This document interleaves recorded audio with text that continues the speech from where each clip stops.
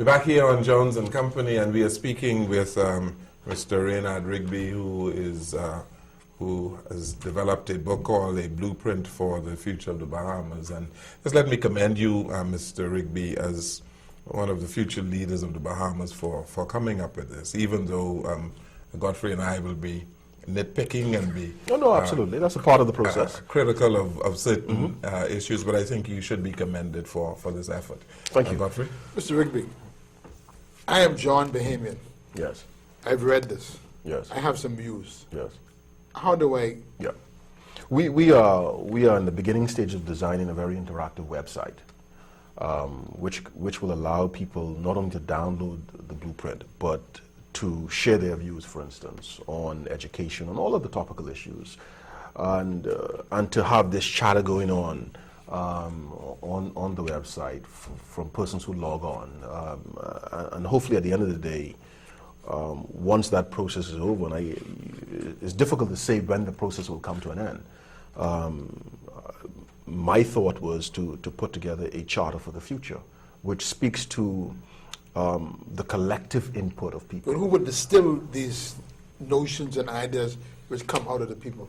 Where would be the distillery for this? It will be on the website, and so you will be able to log on, for instance, and see what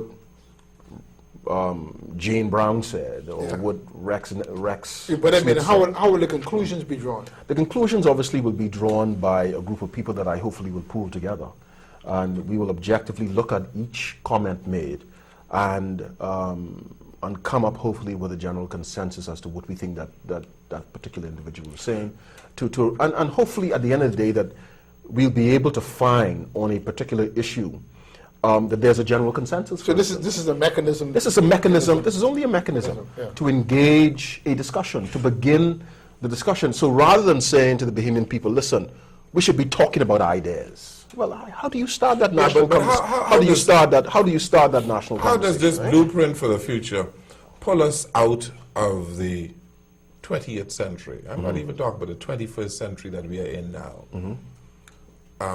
How does it pull us out of it? Because in here you talk about the Stafford Sands model, yes, him being the architect of tourism and banking and all of that.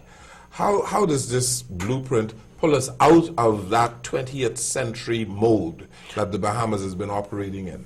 By hopefully galvanizing people to talk about what they see happening for the Bahamas in the future, and them sharing their views and their vision for the Bahamas. So it doesn't pull us out. You want people to talk, but I'm talking about this blueprint, for instance. How does it take us out? You mean in terms of the ideas and the yes, blueprint? yes. No, absolutely. I think what I've done, for instance, hopefully, and again, there's going to be difference of opinion on it, but if we look at the educational system, for instance, and I think I was sadly, a few sad days ago, or maybe this was, I think in March or April, the BBC ran a very interesting documentary on their educational system in China.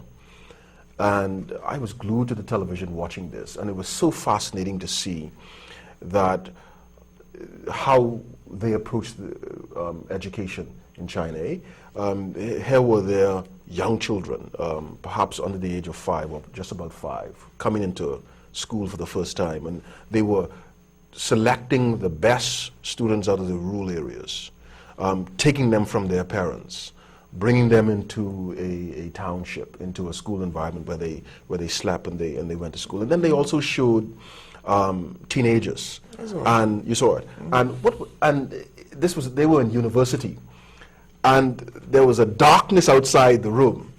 The teacher was at the board, and the students were still writing. And I said, here's it, that at this, and I think this was high school, that even in the evenings, you have classes going on, and all of them are moved away from their parents. They come in these dormitories, they go to school, and I said to myself, here's a country, okay, which is perhaps going to be one of the economic leaders of the world in the next couple of years.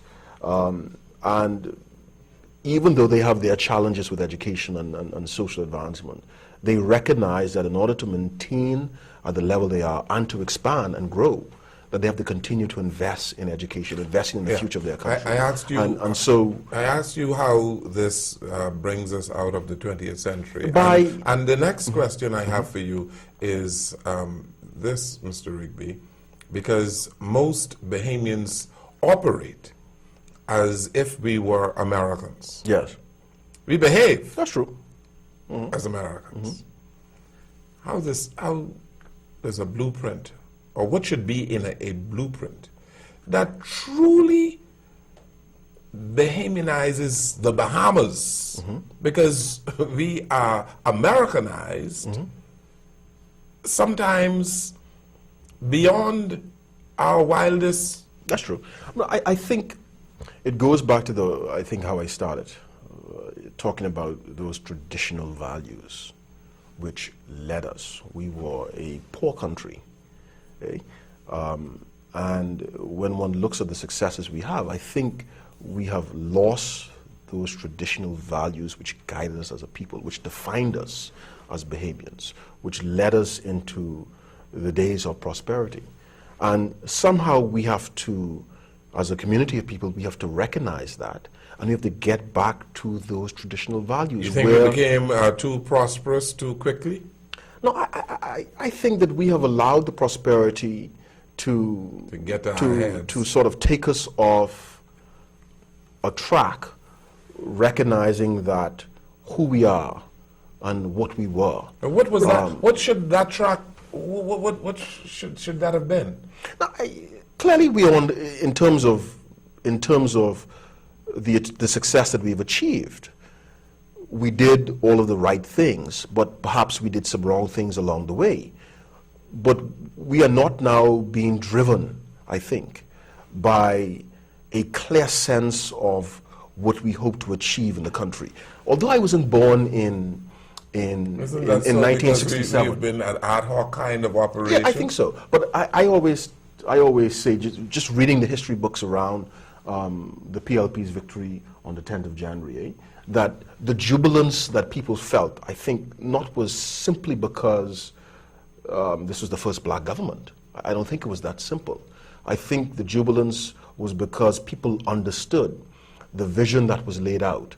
The hopes and dreams were so wrapped up into the movement that they felt that this was their opportunity. We have not had that kind of event since '67, where people are driven and connected either by a movement or a cause, which propels us collectively as a people to sort of want to dream and hope and aspire for this one particular thing. And I think it really has to do with a lack of visionary leadership. Godfrey Innes has a question for you, but my producers are telling me that we have to take this break. This is our final break on Jones and Company, and when we return, Godfrey Innes.